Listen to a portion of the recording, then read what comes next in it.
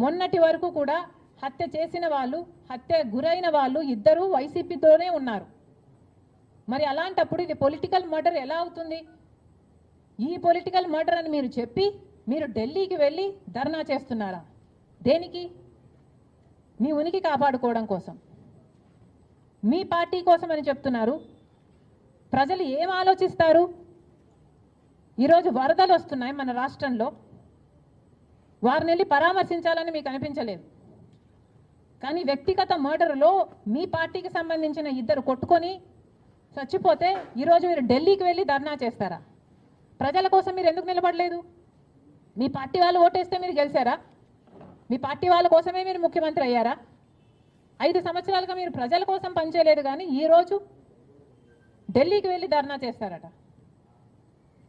సిగ్గుండాలి కదా.